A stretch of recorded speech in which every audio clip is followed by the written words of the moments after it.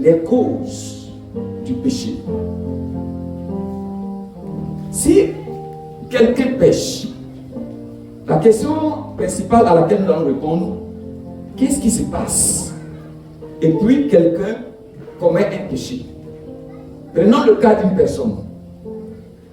Donc la question qu'on va se poser et qu'on va chercher à répondre, ce sera: qu'est-ce qui pousse une personne à commettre un péché?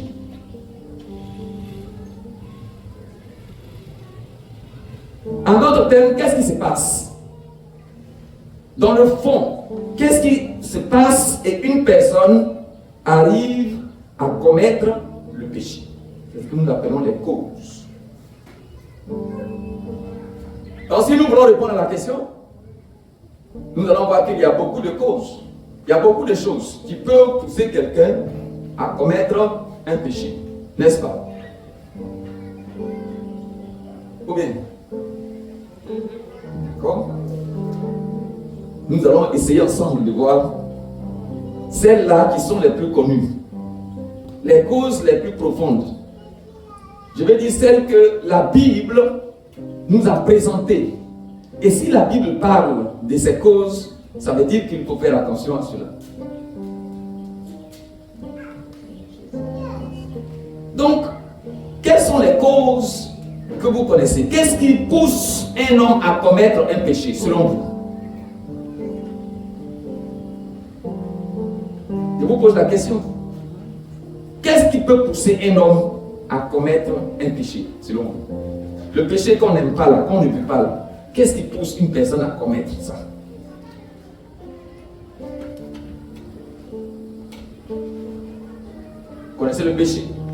Mentir, voler, chercher mari de l'autre, chercher femme de l'autre, tuer. Qu'est-ce qui pousse une personne à faire ça? D'accord? On entend une réponse, elle dit Satan. C'est tout ce que vous connaissez? Oui? Notre chair? D'accord? Elle dit c'est un esprit. Ça commence à sortir un peu. Oui? Qui voit autre chose?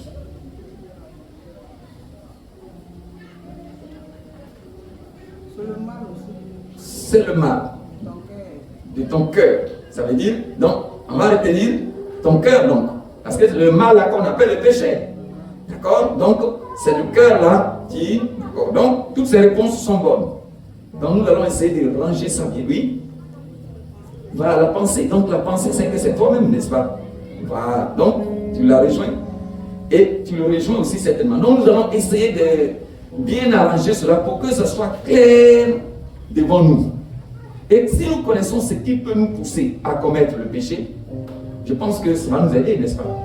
Voilà. Mais quand on ne sait pas ce qui peut nous pousser à faire le péché, et qu'on est là, on peut accuser ce qu'on ne doit pas accuser, bon, vous voyez que ce n'est pas trop intéressant. Donc, nous allons voir que, effectivement, vous avez cité, il y a plusieurs raisons, il y a plusieurs choses qui peuvent amener quelqu'un à commettre un péché. Et nous n'allons voir que quelques-unes seulement. Après ça, vous pouvez trouver d'autres encore, mais les plus solides là, c'est ce que nous allons voir. Alors, la première chose qui peut pousser une personne à commettre un péché, elle a parlé de qui? De Satan. Satan, on va le mettre dans un grand ensemble qu'on appelle les tentateurs. Le tentateur. Satan, il arrive à faire commettre quelque chose qu'il n'a pas envie de bien faire souvent, parce qu'il a une manière de prendre la personne et qui, au moment où la personne se rend compte, il a fini de faire le mal qu'il ne voulait même pas faire. Donc, Satan, c'est-à-dire le tentateur, est l'une des causes. Donc, la première cause, nous allons voir le tentateur. Donc, le tentateur peut te pousser à faire le péché. Deuxième personne qui peut nous pousser à faire le péché. Nous allons voir autour de nous ce qu'on appelle les amis, ou encore la compagnie, ceux qui sont avec nous. Parmi la compagnie, ça veut dire des amis, il y a des bons et il y a des mauvais. Donc ceux-là, ils ne sont pas Satan en tant qu'esprit, mais ils sont là. Ils peuvent te pousser à faire le péché. Très bien. Donc, en exemple, nous pouvons citer la femme de Job, par exemple, qui voulait pousser son mari à maudire Dieu pour mourir par la suite. C'est sa femme. Donc, c'est une personne, sa compagne, sa femme, ton ami. Donc, on met dans le grand lot, deuxième grand lot, la compagnie, c'est-à-dire tes amis. Le troisième et le dernier que nous allons voir ensemble, c'est toi-même. Toi-même. Tu peux arriver à faire le péché. Toi-même. Donc, toi-même, c'est toi-même, tu es la cause. C'est toi-même qui cause ton propre péché. Ça peut arriver. Donc, comment? Comment est-ce que je peux arriver à faire le péché, même s'il n'y a pas de camarades, s'il n'y a pas d'amis autour de moi, même s'il n'y a pas Satan, même s'il n'y a pas de démons autour de moi? Comment je peux arriver à commettre le péché? Donc, c'est ce que nous allons voir. Donc, on a vu combien de causes, combien de choses qui peuvent nous pousser à faire le péché. On a vu combien? 3 grands groupes de causes. Qui peut me rappeler? Il y a qui premièrement? Satan, qu'on appelle le tentateur.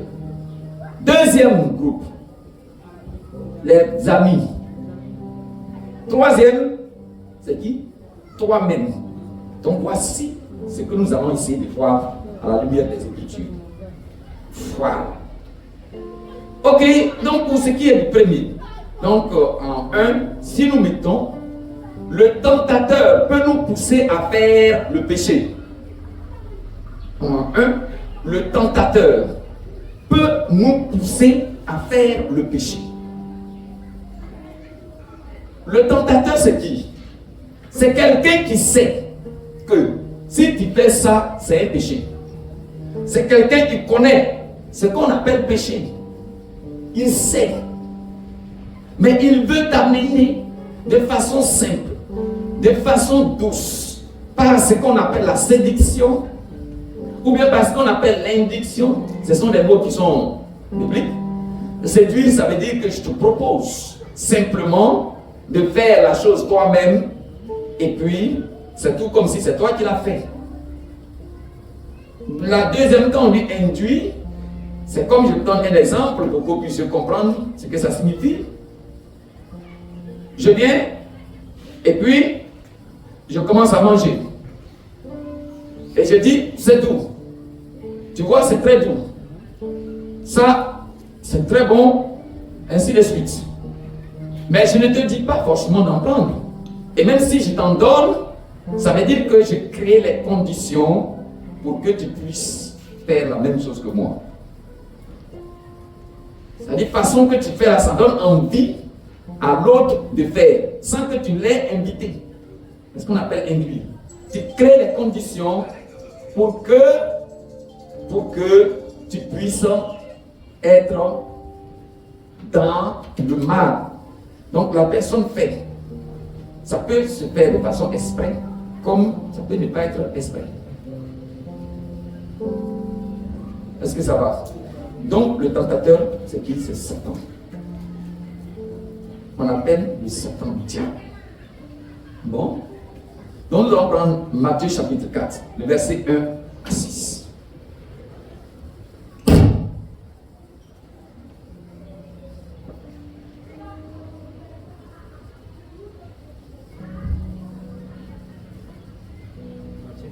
Matthieu chapitre 4, le verset 1 à 6. Je lis la parole du Seigneur. Oui. Version Louis Vigon. D'accord. Alors Jésus fut emmené par l'Esprit dans le désert Oui. pour être tenté par le diable. D'accord, donc ça va. On dit que, alors, l'Esprit de Dieu a envoyé le Seigneur dans le désert pour qu'il soit tenté par qui? Par le diable. C'est Satan ici, pour qu'il soit tenté. À la tentation, c'était pour faire quoi? C'était pour amener Jésus à pécher. Est-ce que c'est clair? Donc, tu peux être dans les conditions comme Jésus. Quand toi tu es en train de jeûner, tu es en train de prier. Normalement, tu es proche de Dieu, non? Est-ce que vous savez que là, le diable peut venir te tenter pour que tu commettes un péché? Jésus n'avait pas envie de faire le péché. Il n'avait pas à cœur. Il ne prépare même pas son cœur à faire un jour le péché contre Dieu. Il n'est même pas prêt. Si tu lui proposes le péché là, il n'est pas prêt à faire. Mais malgré ça, Satan a osé. Il a pris le courage de s'approcher de Jésus et de lui présenter les situations pour qu'il soit nommé pécheur. Pourquoi on l'appelle aussi pécheur? Jésus pécheur. Et Jésus a résisté. Donc si c'est ce que Satan a fait contre Jésus, si c'est ce que Satan a fait de Jésus, et toi, est-ce que tu crois que Satan peut te tenter? J'ai dit, si Satan a pu tenter Jésus, et toi, est-ce que Satan peut te tenter? En tant que chrétien, est-ce que tu sais que Satan peut te tenter? Alléluia. Maintenant, comment ça peut te faire sentir? Quand il tente là, comment on peut savoir que c'est Satan qui est en train de nous tenter? Comment on sait que c'est Satan qui est en train de nous tenter? Comment Jésus a su que c'est Satan qui est en train de le tenter?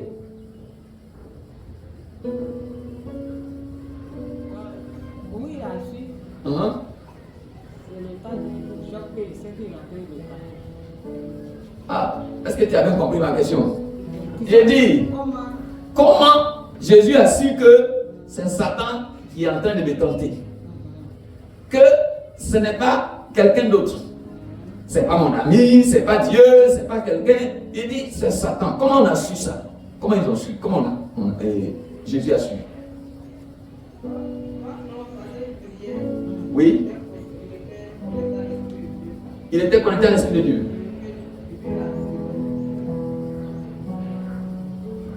Bon. D'accord, il y avait personne.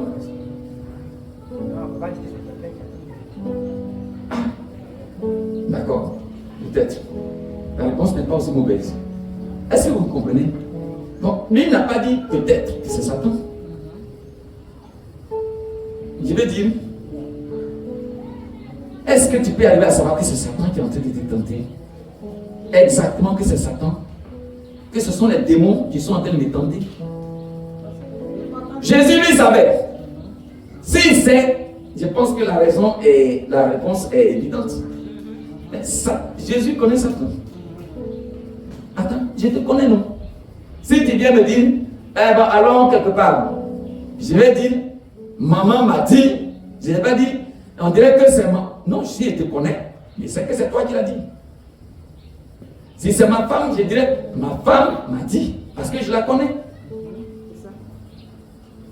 Même si je ne l'ai pas vu, que j'ai entendu sa voix, je dirais que c'est elle parce que je connais sa voix. Donc vous, est-ce que vous connaissez la voix de Satan? Question. Qui connaît la voix de Satan? Qui connaît la voix de Satan? Quand Satan se présente, Satan c'est un esprit, n'est-ce pas? Donc quand il va se présenter, il ne sera pas physique comme je te vois. Sinon tu n'as jamais vu Satan, non? Mais on dit que Satan est tentateur, donc il va venir te tenter. Donc mon problème, avant de poursuivre, ça ne va pas partir de mon enseignement d'aujourd'hui, mais je ouvre une parenthèse et je ferme pour qu'on avance. Est-ce que tu reconnais la voix de Satan? Qui reconnaît? D'accord? Elle reconnaît, oui, une autre encore. Vous les autres, est-ce que vous reconnaissez la voix de Satan? Parmi plusieurs voix, des esprits qui vont se présenter. Vous ne le voyez pas. Vous ne connaissez pas l'image de Satan. Mais est-ce que vous reconnaissez sa manière d'agir? N'est-ce pas? Si vous reconnaissez la voix de Satan, la plupart de vos entretiens que vous allez avoir, sache qu'il y a une tentation dedans. Si tu vois Satan s'approcher de toi, je te dis bien, je ne dis pas, parce que ce n'est pas mon enseignement aujourd'hui. Il n'y a pas dit comment il va parler, comment il se fait. Pour ceux qui connaissent la voix de Satan, à chaque fois qu'il va se présenter devant toi, prends garde. Parce que la majorité des cas, c'est pour te planter. Alléluia. Parce qu'en tant que croyant, je vous dis une chose, et je ferme la parenthèse, je finis avec ça. Lorsque Satan va se présenter à toi, ce n'est pas pour te tuer d'abord. Est-ce que vous avez compris? Parce que tu es sous la garde de Dieu. Quand Satan s'est présenté à Jésus, il n'a pas cherché à l'éliminer. En tant que corps physique, il pourrait tuer Jésus. Parce que Jésus pourrait mourir. Mais Satan n'a pas cherché à le tuer. Pourtant, son souci, c'est de l'éliminer en réalité. Et quand il dit jette-toi du haut du ciel pour que tu tombes à la terre, pourquoi? C'est pour le tuer. Mais pourquoi tu veux le tuyau? Tu ne prends pas, tu ne le laisses pas coucher, puis tu prends le caillou là, que tu dis dans le prends pour transformer en pain là. Pourquoi tu ne prends pas pour taper sur sa nuque et puis il va s'évanouir? Et puis tu lui dis, lui, il n'a qu'à manger le caillou là, et puis ça va devenir problème dans son ventre. Est-ce que vous comprenez? Donc il va le tuer d'une manière. Mais il ne va pas aller directement. Donc quand Satan va se présenter à toi, il ne va pas te tuer, il ne va pas t'équiper pour que tu meurs. Mais qu'est-ce qu'il va faire? Son premier souci, c'est de faire quoi? Merci. C'est pour te faire tomber dans le péché, maman. C'est pour te faire tomber dans le péché d'abord. S'il a eu ça, c'est plus que te tuer. S'il t'a fait pécher, c'est fini. Il sait que la mort, là, ça va venir tout seul. Est-ce que vous comprenez? Ça va venir seul. Mais la mort ne peut pas venir seule tant que tu n'as pas péché. Parce que la mort et le péché vont ensemble. Oui. Il sait que Jésus, là, je n'ai pas à me forcer pour le tuer. Mais s'il a péché, mais c'est fini. Jésus va mourir tout de suite. S'il a essayé de tenter Dieu, il connaît. Il sait que toi, quand on dit la parole de Dieu, c'est pas fait pour que tu tentes. Tu prends ça pour tenter Dieu. S'il péchait de la sorte, dans la tentation, mais il allait mourir. Et puis Satan allait croiser ses bras. On dit qu'il a tué, il dit, c'est pas moi. Hein. Moi, je suis venu, j'ai parlé, c'est lui. Est-ce que vous comprenez? Amen. Donc, Satan, quand il va se présenter à toi, le premier souci, c'est de te faire commettre le péché que vous connaissez. Il va te faire faire ça. Donc, allez-y. Nous allons un jour revenir dessus. Comment reconnaître la voix de Satan? J'étais là, puis quelque chose me dit d'aller. Quelque chose me dit de ne pas aller. Donc, quelque chose là-haut, c'est quoi? Donc, quelque chose là, c'est qui?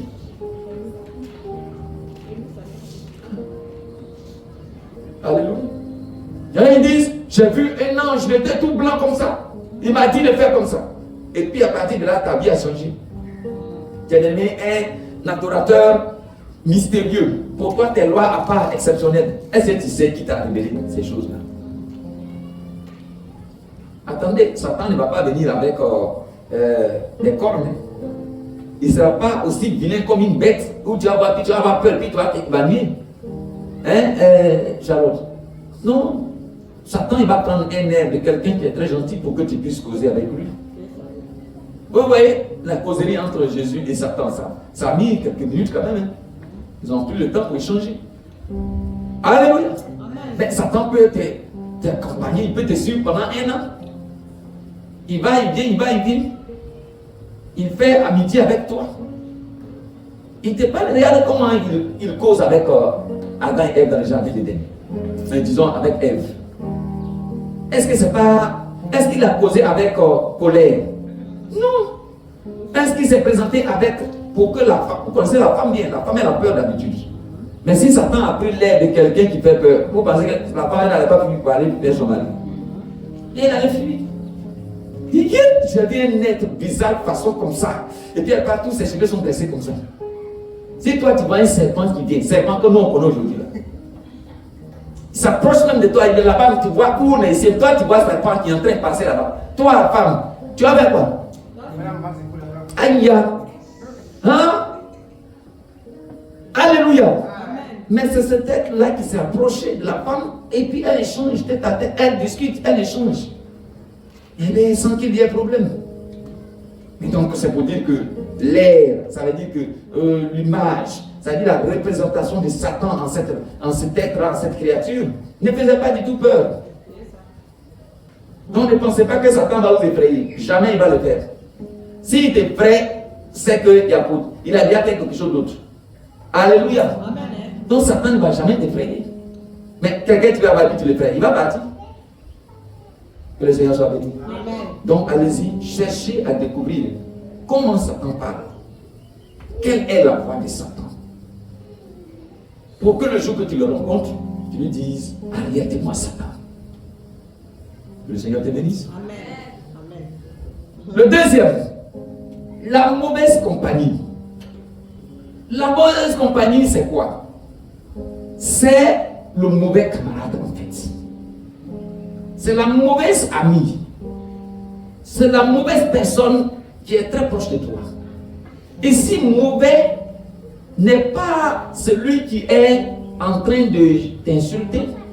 Ce n'est pas celui qui est en train de te voler. Ce n'est pas celui qui est en train de chercher ton mari ou ta femme. Non. Mais ici, le mauvais, c'est celui qui ne voit pas comme Dieu voit. Oui. C'est celui qui ne voit pas comme Dieu voit. Ses lois sont différentes de celles de Dieu. Donc tu peux avoir ta camarade, elle n'est pas par exemple une chrétienne. Est-ce que vous comprenez? Amen. Et puis elle te dit, elle peut te proposer des choses. Mais quand on dit camarade, ami là, est-ce que tu es prêt ou bien tu es prête à ne pas accepter ce qu'il va te dire? Non. Parce que tu ne vois pas quelque chose de mal en réalité dans ce qu'elle va te dire. Donc la camaraderie, la mauvaise compagnie, la mauvaise amitié va aussi provoquer ce qu'on appelle les tentations, ou bien ça va provoquer la chute de l'homme dans le péché. Si tu es un mauvais camarade, si tu es une mauvaise camarade, tu peux faire le péché à cause de la personne. Alléluia. Amen. Mais ça, vous êtes d'accord avec moi, non? Amen. Dis, donc toi, tu vas rester comme ça, tu attends ton mari qui est parti en voyage là. Et ça, toi, tu attends. Il t'envoie combien par mois? Il dit non, hey, moi, mon cher. Ou bien, toi, de toute façon, tu es en train de faire la même là. Il dit ta femme là, tu ne veux pas faire chose. Tu es là jusqu'à il est en train de faire comme ça, il est en train de faire son malin sur toi comme ça. C'est pas qui est venu dans le pays là ou bien. C'est ton camarade sûr, hein? Mais est-ce qu'en disant comme ça, est-ce qu'il a. C'est son souci, est-ce que c'est de te faire du mal? Non, en réalité, il veut t'aider. Il veut te dire, il ne faut pas souffrir, mon ami. Si c'est une femme qui est en train de te faire comme ça, va chercher une autre et puis tu vas te sentir à l'aise. Vous comprenez, non? On a l'impression qu'il est en train d'aider la personne.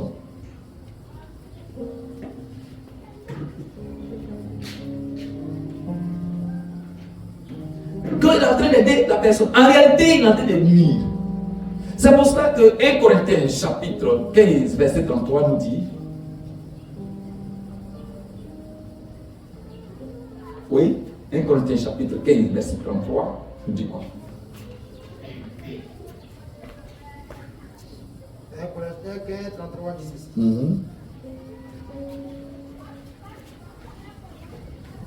Ne vous y trompez pas. Les mauvaises compagnies corrompent les bonnes mœurs. D'accord. Oui, il faut lire, on va continuer. Revenez à vous-même, comme il est convenable, et ne péchez point. Alléluia, ça va. Mais il dit, il ne faut pas que vous allez vous tromper. Les mauvaises compagnies corrompent, là, ça veut dire change. Ça transforme dans le mauvais sens. Ça gâte. Ça dérange. Les bons comportements. Les bons comportements, là, c'est ce qu'on appelle ne pas pécher, respecter les choses de Dieu. C'est ce qu'on appelle bon comportement ici. Les bonnes mœurs. Mais le mauvais comportement, c'est tout ce qui va contre la parole de Dieu. Quand quelqu'un te dit, il faut prendre 2 femmes. Quelqu'un te dit, prends 2 femmes. Et même, il va chercher des versets bibliques pour vouloir te dire que ce n'est pas une mauvaise chose. Vous comprenez? Il est en train de te pousser à faire quoi? À pécher. Toi-même, tu sais que d'abord, tu n'as pas l'argent, ça c'est un. Même si ce n'était pas péché, tu n'as même pas l'argent, c'est un. 2, tu connais le problème de polygamie.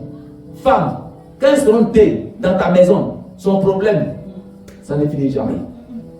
Alléluia. Amen. Les enfants qui vont sortir, c'est toujours problème. Donc, quand quelqu'un te dit que pour que tu sois heureux, va prendre une 2e femme pour mettre sur celle qui est là, est-ce qu'en réalité, c'est une bonne chose qu'il est en train de conseiller? Non, ce n'est pas une bonne chose. Quand il te dit, comme ton mari t'a frappé là, comme il t'a boxé là, il faut aller chercher le garçon. Il faut le quitter. Prends tes bagages, il faut rentrer en famille. Est-ce qu'en réalité, cette camarade-là, ou bien cet ami qui est en train de te donner les conseils là, est-ce que c'est des bonnes choses là en train de te dire? Non. Donc, il est en train de te pousser à faire le péché. Donc, il dit donc, il ne faut pas que vous allez vous tromper. Les mauvaises compagnies, les mauvais camarades, ça va vous amener à faire le péché. Donc, j'allais dire, dis-moi qui te fréquente et je te dirai qui tu es. Qui est ton ami? Attends, qui est ton ami? Faut me dire, c'est avec qui tu causes tous les jours. Ton secret là, c'est à qui tu confies ça? C'est qui tu es prêt à écouter? Dis-moi cette personne et je te dirai qui tu es. Ou bien, c'est ça. Attends, est-ce que vous êtes amis pour rien? Non. C'est parce que tu as besoin de ces conseils. Les conseils qu'il te donne, c'est parce que tu es prêt à faire ça. Que le Seigneur soit béni. On appelle mauvaise compagnie, mauvais camarade, quelqu'un qui ne peut pas donner les conseils pour qu'une autre personne fait la volonté de Dieu. C'est ça qui est la question. On peut trouver beaucoup d'exemples. On a pris le cas de qui? La femme de Job. La femme de Job est sur le plan de devenir une mauvaise femme. Attends, toi tu es avec un homme qui est en train de souffrir d'une maladie. On dit on s'est marié pourquoi? Pour le meilleur et pour le pire. Mais quand c'était doux, c'était ton ami, tu faisais tout. Mais maintenant qu'il est en train de souffrir, tu dis en même temps, attends mon frère, chérie, au lieu de souffrir comme ça, il faut maudire Dieu et puis tu vas mourir en même temps parce qu'il sait que si tu maudis Dieu là, il va te tuer. Donc il faut le maudire en même temps. Et puis là tu vas mourir, tu vas te reposer en paix. Bon, c'est une bonne femme moi ou bien c'est une mauvaise femme? Elle va se remarier, merci. De toute façon, tous les biens sont partis, mais ce n'est pas tout aussi qui est parti. On peut toujours récupérer. Ce ne sont pas toutes les maisons. Il y a beaucoup de choses encore qui sont restées. Alléluia. Donc cette femme-là, est-ce qu'elle est, le conseil qu'elle donne, si c'est comme ça qu'elle voit, est-ce que Job doit faire attention à elle ou bien ne doit pas faire attention? Ce n'est pas pour vous dire que vos maris sont des satans. Ce n'est pas pour vous dire que nos femmes sont des satanes. Mais, faisons très attention souvent à leurs conseils. Ça peut t'amener à faire quoi? À pécher.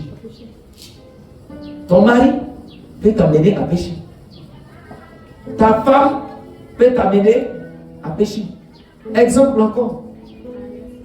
Ananias et Saphira. Je ne sais pas qui a amené qui a péché. Les deux se sont mis d'accord. Deux faux camarades, deux faux maris, faux couples. Les deux se sont associés pour aller mentir. Les deux sont morts le même jour. Il n'y a pas un qui va dire ça ne faut pas en faire comme ça. On dit c'est bon. Il ne sait pas qui a eu l'idée de dire, il ne sait pas. C'est la femme ou bien si c'est le garçon. On n'a qu'à mentir.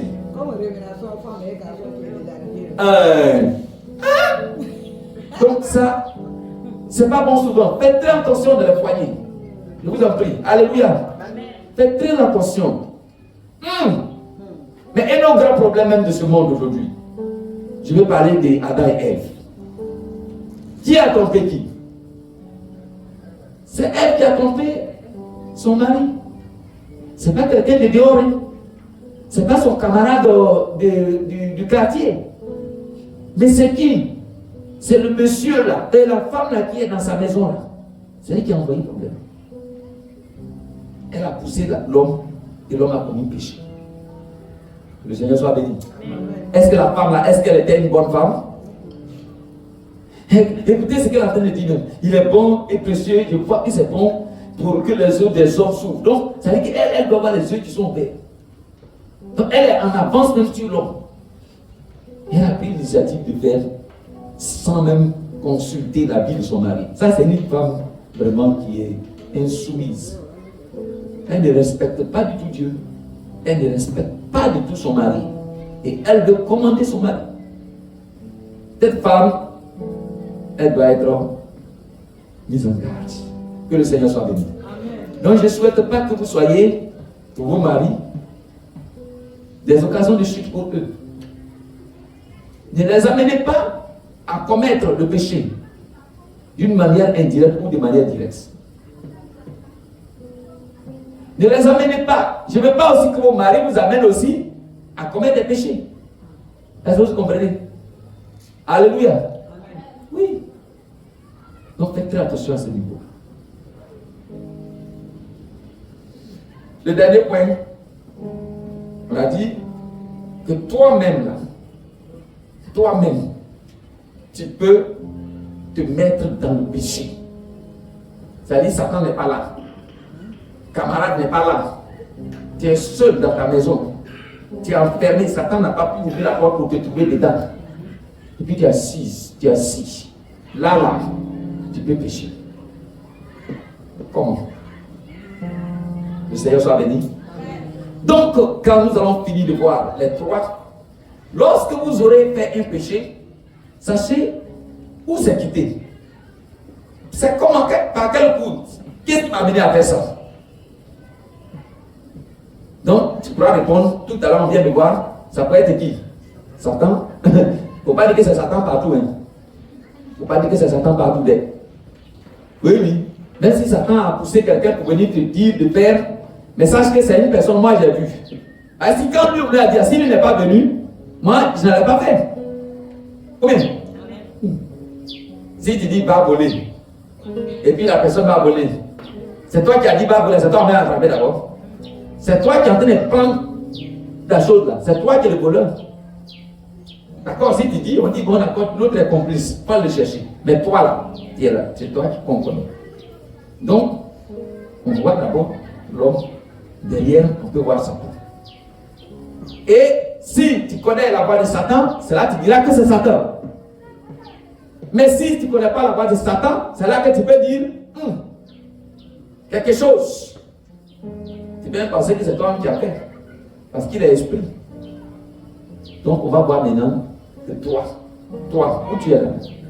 Même si Satan n'existait pas, tu peux faire péché. Alléluia.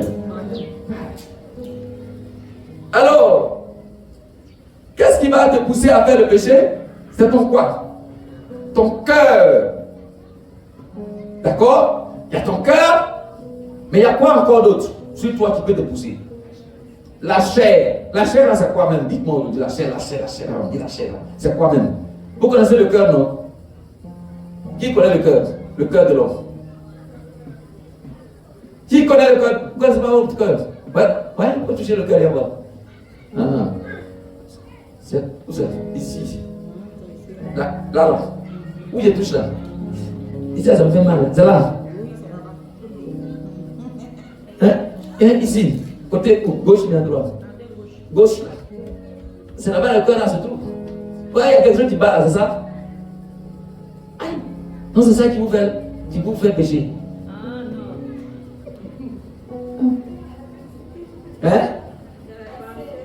Les pensées.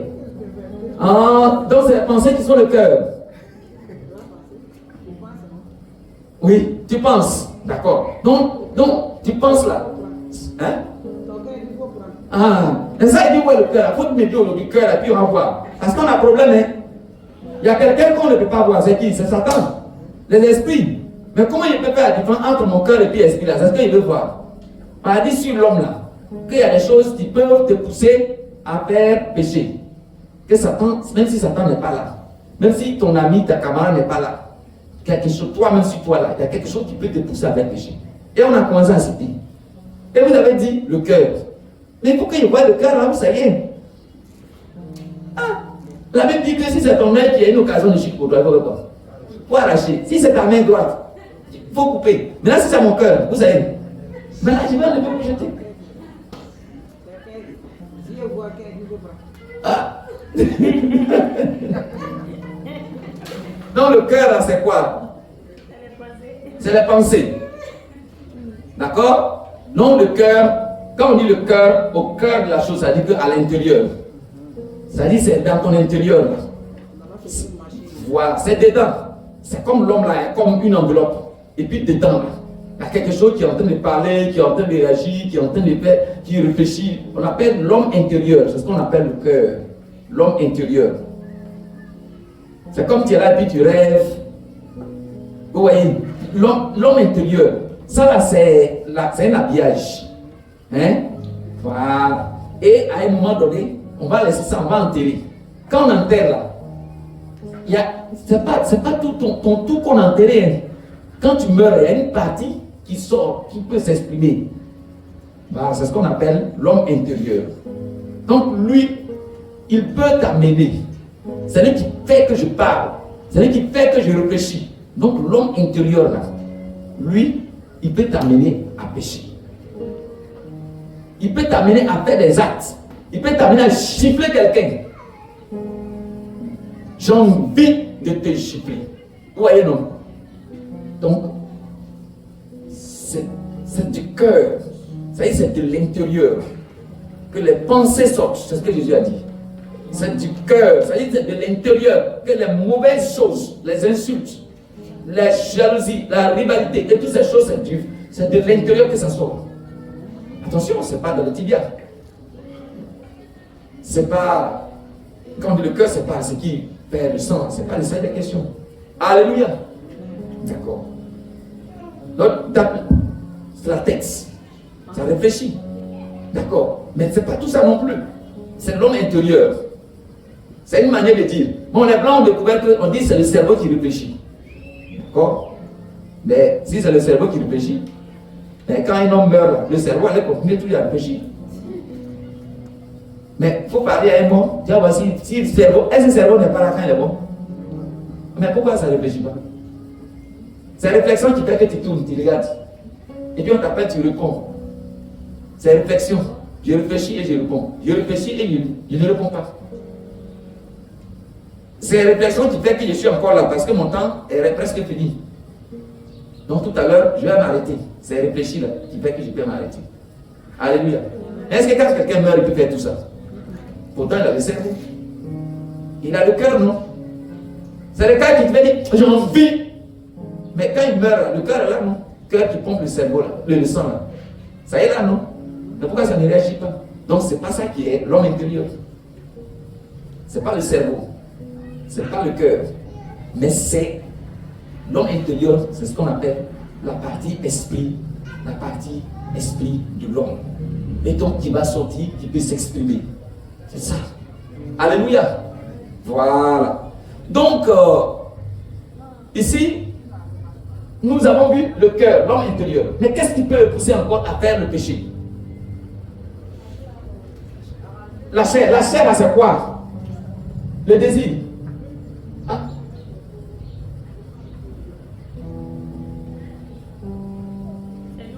Nous-mêmes, là, c'est ton ou qui est nous-mêmes, là. C'est ton ou qui est toi-même, là. Vous savez. En fait, on veut savoir. C'est ton quoi? Ton quoi même? Oui? Ton âme. Tu peux toucher? Viens voir.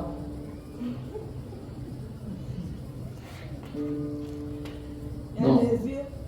Les yeux. On a parlé des yeux. Ouais, non, on est sur la chair, hein. Il y a les yeux, oui. Les yeux, oui. Il y a quoi encore? C'est un floco là. Le floco là, c'est quoi? C'est quoi qui est le floco là? On a déjà fini. C'est quoi on voit là? On va citer après. C'est quoi on voit? C'est quoi? C'est quoi qu'on appelle là? Le sable là. Le sable. Tu peux toucher les voix? Voilà. Attends. Quand on dit la chair, nous on appelle ça souvent la viande. Ta viande. La viande. Avec tes os, tout ça. Toute cette masse, c'est ce qui bouge là. Tout ce corps là. C'est ce qu'on appelle la chair. Vous comprenez? Donc ici, on peut dire c'est ce qui fait l'homme là. L'homme. Sauf ce qui est à l'intérieur. Est-ce que vous comprenez? Donc c'est comme si, c'est-à-dire, de toute façon Dieu nous a créés là. Notre corps là, y compris le sang, la chair, les os, le cerveau, tout ce qu'il y a en nous peut nous pousser à faire le péché. Son désir par exemple. Qu'est-ce que le corps là, ça désire quoi? S'habiller, manger. Vous pensez que c'est l'esprit qui est dans toi là, c'est ça qui veut manger. Depuis quand l'esprit mange? Non, je vais m'habiller aujourd'hui. Et puis tu mets habillé là, c'est sur ton âme, tu mets ça ou bien c'est sur ton quoi? J'ai habillé mon âme aujourd'hui. Alléluia. Mon esprit a porté talon aujourd'hui. C'est mon esprit qui a porté talon là. Alléluia. Non. Notre état en tant qu'homme là, quand on est dedans, il y a les désirs. Exemple, j'ai faim, j'ai soif, j'ai envie d'aller me promener un peu aujourd'hui. Aujourd'hui là, je vais boire un peu. Je vais me saouler même. Je vais me saouler. Aujourd'hui là, je vais me saouler. C'est les désirs. C'est la chair qui veut ça. Quand tu meurs là, ça ne réclame plus ça. Vous avez une fois vu quelqu'un qui est couché et puis qui est là et qui veut faire quelque chose? Non. Donc tant qu'il est la vie dedans, dans cette chair, donc c'est en complicité avec ce principe-là, les trois, la chair, c'est encore la chair. Oui. Mais quand les morts ne veulent pas aller au cimetière là, c'est quoi? Ah, est-ce que c'est le corps là qui ne veut pas aller au cimetière? Je dis, si c'est ça, si c'est est-ce que tu peux déposer un corps et puis le corps va être en train de bouger dans le truc et puis il dit bon, il parle, amenez-moi. Qui fait l'hérité? Ce sont les hommes qui portent, non? C'est les hommes qui portent, c'est les hommes qui s'arrêtent, non? Mais qu'est-ce qui s'est passé? Supposons qu'on mette, on dépose le cercueil là, puis il y a une roulette, il y a pneu dessus. Et puis on dit, bon d'accord, on va à l'enterrement. Et puis on laisse. Est-ce que ça va rouler tout seul pour aller prendre la route du cimetière? C'est l'homme? Ou bien? Non, d'accord. Pourquoi souvent on dit non, quand la voiture tu vas aller, on dit ça ne démarre pas, parce que ça ne démarre pas. Et puis après, quand on descend le corps, on dit non, quand elle a démarré net et puis ça plie en même temps. On dit c'est que parce qu'il ne devait pas partir. Le corps ne devait pas partir. C'est ça non? Est-ce qu'en réalité c'est le corps? Hein, c'est quoi? C'est l'esprit. Mais c'est qu'est-ce que c'est pas le corps qui est là qui est en train de manigancer ça? Mais c'est l'esprit. Si ce n'est pas l'esprit, supposons de la personne, c'est que c'est un esprit qui est en train de faire ça. C'est qu'est-ce que c'est un esprit? Ce n'est pas le corps qui fait ça, c'est l'esprit qui fait ça. C'est l'esprit, peut-être l'esprit malin qui peut. Vous avez appris, non? Ce qui s'est passé du corps de Moïse. Là. On dit, les anges sont venus faire quoi? Les anges de Dieu sont venus faire quoi? Réclamer le corps de Moïse. Parce que qui va enterrer Moïse? On dit c'est Dieu lui-même qui a enterré Moïse. Est-ce que vous savez ça? Moïse, le prophète Moïse, c'est pas l'homme qui a mis dans ton moin. Un jour, on va voir. Bon, si vous n'avez pas vu, vous allez lire après.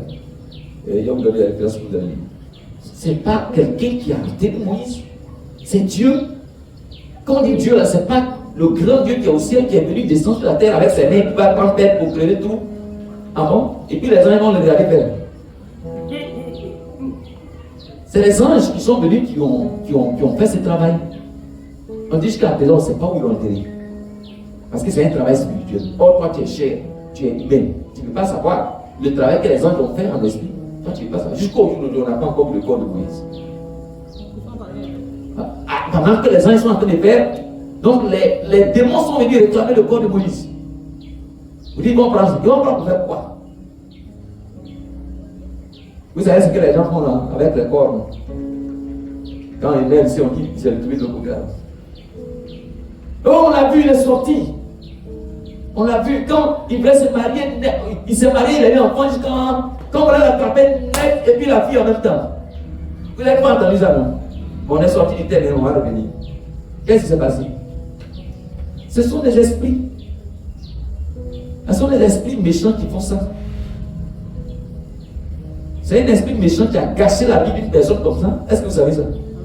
Qui a fait mariage avec un homme. C'est un esprit démoniaque qui a marié une personne qui a fait des enfants avec lui. Est-ce que vous savez ça? C'est pour ça que quand vous prenez les garçons, il n'y a pas eu d'ox. Il a pris quelque part, il dit, ta marié, ta vie dans la maison. Vous pouvez passer 20 ans. C'est un esprit souvent. L'esprit, tu couches avec l'esprit et puis tu fais enfant. Un jour, il va disparaître, il va rester là. Il dit, oh non, ça c'est faux. Bon, je suis sorti un peu, il va revenir. Dans Genèse chapitre 6, il a dit quoi? Quand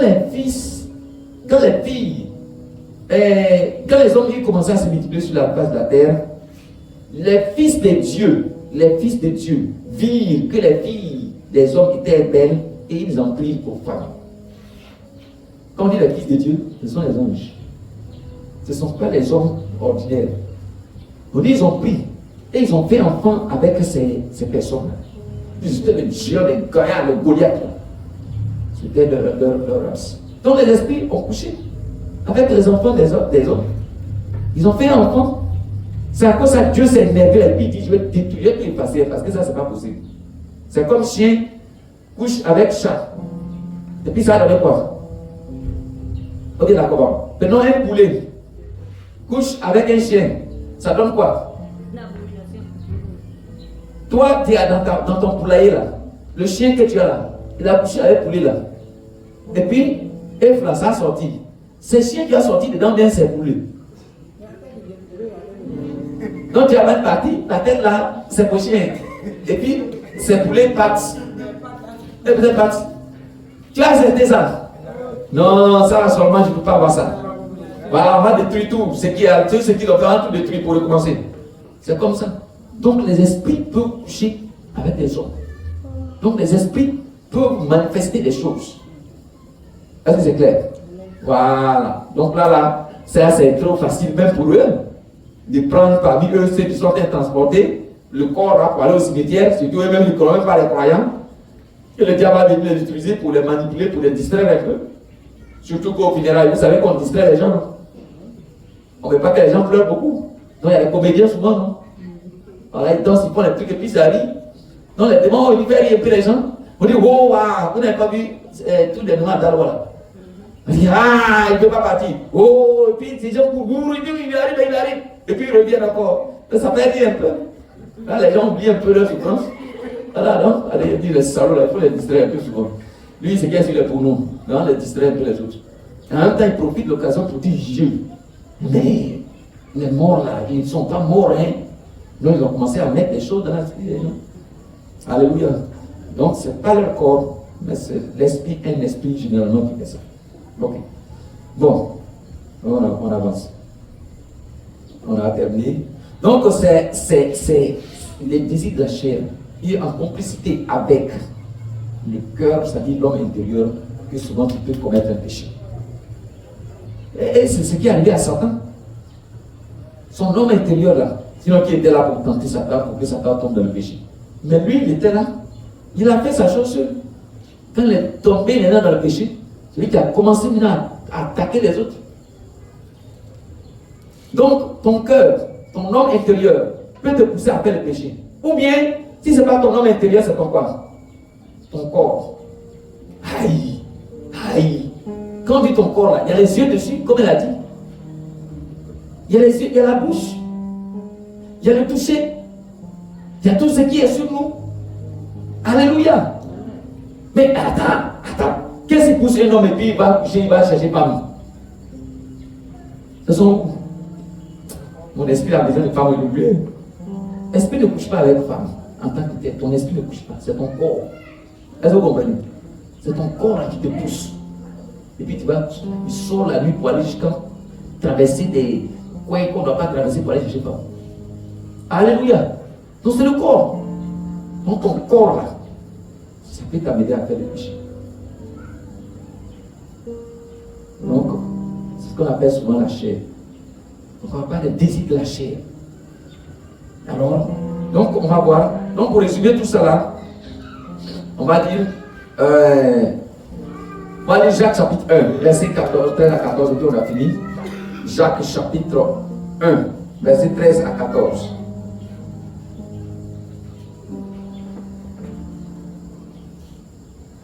Jacques chapitre 1, verset 13 à 14. Oui.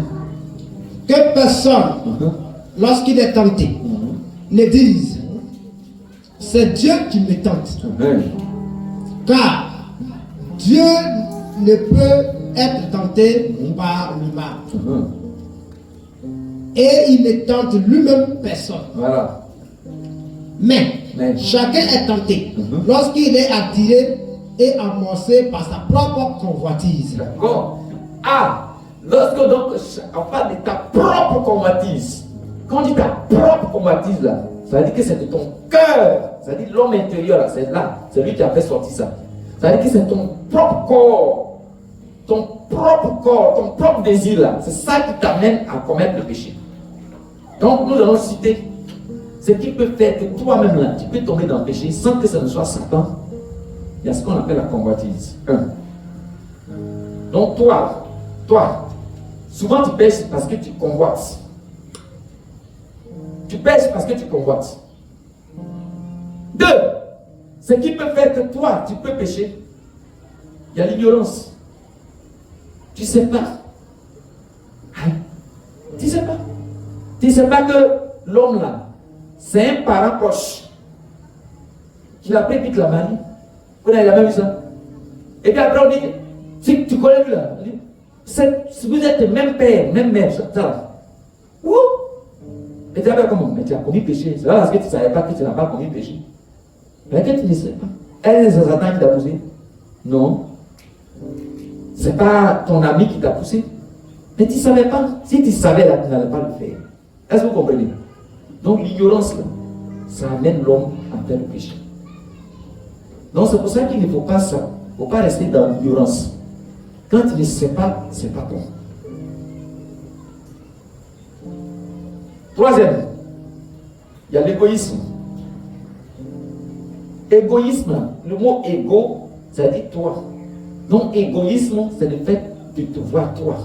Ton homme intérieur, ton corps, c'est toi qui te met au centre. Même si c'est Satan qui te présente, c'est pas là que je veux dire, mais toi, tu te vois d'abord. Non mais j'ai fait, moi je dois faire, ça veut dire que tu te centres. C'est toi, tu vois ton intérêt. Mais si Satan arrive à là, c'est ça. Il dit, mais il faut que moi aussi, qu'on me voie. Donc on appelle ça l'égoïsme. Si Satan était en train de lutter pour que Dieu soit vu comme le grand Dieu, est-ce qu'on avait parlé de péché? Donc qu'est-ce que tu es en train de faire? Votre parole à la maison là, c'est l'intérêt de qui tu es en train de chercher. Non, c'est parce qu'il ne s'occupe pas de moi. Il ne pense pas à moi. Non, j'ai pensé qu'il t'a dit. Non, c'est parce qu'il ne se considère pas lui-même. C'est à cause que je suis en train de faire par là. Qui a fait son parole comme ça? Comme lui-même il ne s'habille pas bien, c'est pour ça que je suis en train de faire son parole pour qu'il n'a qu'à bien s'habiller. Ça, c'est rare de voir ça. Hein. Mais on fait par là parce qu'il ne me donne pas, moi, pain pour que je porte. Mais lui, il s'habille bien, mais moi, il ne s'occupe pas de moi. Combien c'est pas ça? C'est ça qu'on appelle égoïsme. Ça mène l'homme à commettre le péché. Tu peux insulter tout de suite ton mari à cause de ça. Tu peux faire sorcellerie à cause de ça. Tu peux faire le mal à cause de ça. Vous voyez, quand on dit sorcellerie là, il y a quelqu'un qui lui, il est né sur la terre comme ça, qui est sorcier. C'est vrai. D'autres peuvent être nés comme venant d'un esprit, union d'un esprit avec une personne. C'est vrai. Mais la majorité des sorciers qu'on a, la majorité là, ils deviennent sorciers. Pourquoi? C'est l'égoïsme qui envoie sorcellerie. Vous comprenez? Égoïsme avec convoitise, mélangé. Convoitise, tu convoites. Et puis tu veux pour toi. C'est ça qui envoie souvent ce soleil. La jalousie. Jalousie. Ça mène à faire péché. Combien? Attends, non, jalousie simplement. Si tu es jaloux d'une manière là, si tu n'as pas su maîtriser, tu peux faire le péché sans te rendre compte. On a vu à Abidjan un monsieur qui a tué sa femme à midi, 13h. Ils sont quittés ensemble à l'église, à Yopougon. Je vous ai expliqué ça. Ils se sont. Ils ont levé, ils sont quittés à l'église, ils viennent à la maison dire, toi, à l'église, en passant, je vois que tu es en train de causer avec le frère. Je sais que lui, il a été grave. Il dit non, aïe. Non, moi, c'est pas vrai, il faut de la vérité. Donc, dans l'affaire de choses là, c'est devenu autre chose. À midi, vous êtes venu, elle cherche à faire de nourriture pour qu'on mange. Là, tu es su, elle a fait ces choses qui ont fait t'intéresser. Donc, c'est devenu, comment on appelle, une discussion. Comme elle veut aller à la cuisine pour faire la cuisine, elle va se rendre où? Dans la cuisine. Là-bas, il y a quoi là-bas? Il y a couteau pour découper les oignons. Et comme elle est en train de faire façon, le monsieur a pris le couteau là, de la cuisine là-bas, il a mis ça dans son ventre. Et il a tué. Il a tué. Il a commis meurtre. On l'a arrêté, on l'a envoyé à prison. Elle est morte. Il a commis péché. C'est quoi ça? C'est jalousie. Il n'a même pas vu en train de prendre quelqu'un. Il n'a pas vu en train de toucher avec quelqu'un. Parce que simplement, à l'église, elle était assise avec un frère en train de causer. Ça, c'est quoi ça? C'est Satan. C'est toi, ta jalousie là. C'est ça qui t'envoie dans le péché. Est-ce que c'est clair? Alléluia. Donc la jalousie. Il y a ce qu'on appelle la haine. La haine, c'est quoi? C'est le fait de vouloir repousser. Ce n'est pas que ça soit à côté de moi. Le fait de ne pas aimer. Aimer là. C'est dans ça qu'on parle d'aimant. Ça veut dire que vous prenez ça attire et puis ça se rapproche.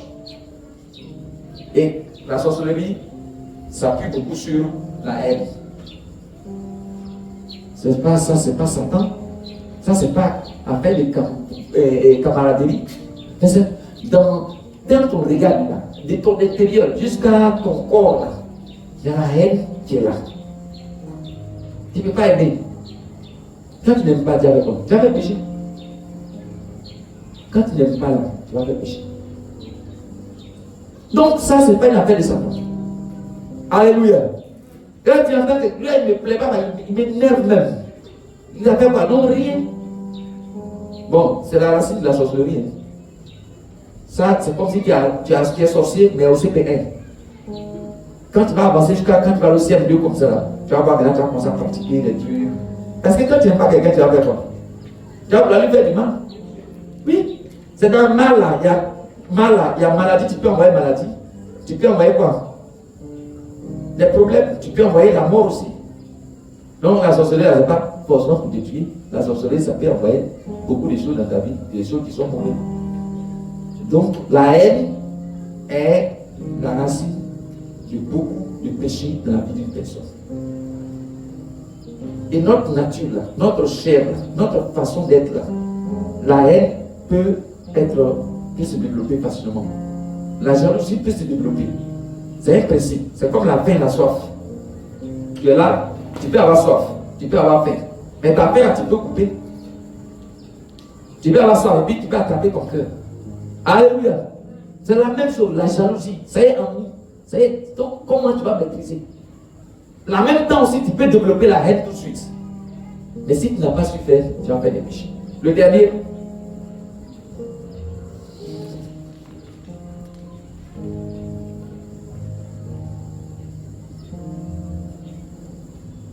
C'est ce qu'on appelle l'égoïsme et la rivalité. La jalousie et la rivalité. Rivalité, c'est une opposition. Donc, c'est comme si tu veux faire c'est pas concurrence. Esprit de concurrence. Est-ce que ça va? C'est pas bon pour nous. Je vais être premier, oui, je vais être premier. Mais quand tu veux dire, il va être premier, là, ça veut dire que l'autre n'a qu'à être comment?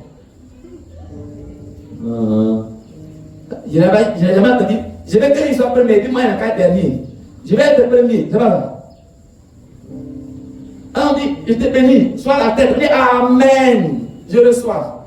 D'accord. Mais quand tu seras la tête, c'est que quelqu'un sera la tête. Alléluia. Non, c'est ça le problème. Donc si tu n'as pas su maîtriser, en fait c'est pas mauvais, mais si tu n'as pas su maîtriser comment être à la tête, et que c'est rivalité maintenant, comme ça ne va pas, tu essaies de passer à la tête, alors que lui est plus fort que toi. La manière dont tu as fait pour passer à la tête, là, c'est là on parle de rivalité. Mais comme tu veux t'élever, et puis il voit qu'il est plus grand que moi, qu'est-ce qu'il fait? J'appuie sa tête. Tête là-bas, toi tu es plus grand que qui ici. Mais sinon la bonne manière, c'est de grandir. Je le laisse ça, il ne le touche pas. Mais et puis je monte sur quelque chose, peut-être qu'il va être plus grand que lui. Alléluia. Donc la rivalité, c'est qui est mauvais, c'est le fait de vouloir faire du mal à l'autre pour être dessus. Ça, c'est dans notre nature. Et si on n'a pas su maîtriser, c'est ça qui est encore l'homme a fait pécher. Que le Seigneur soit béni. Voilà, donc on va s'arrêter là, on a pris assez de temps pour expliquer que les péchés qu'on fait, soit c'est qui a été la cause, soit c'est Satan, c'est-à-dire le tentateur, soit c'est qui? Mauvaise compagnie, soit c'est qui? Ça c'est nous-mêmes. Et vous avez vu, non? Pour nous-mêmes, on a cité beaucoup de choses. Beaucoup de choses dessus. Donc la majorité de nos péchés, c'est dû à la faiblesse de notre nature. Que le Seigneur soit béni. Voilà. C'est pour ça qu'il est nécessaire qu'on trouve des solutions à cela. Donc on va s'arrêter là. On a pris assez de temps. Et la prochaine fois, on va voir un autre aspect du péché.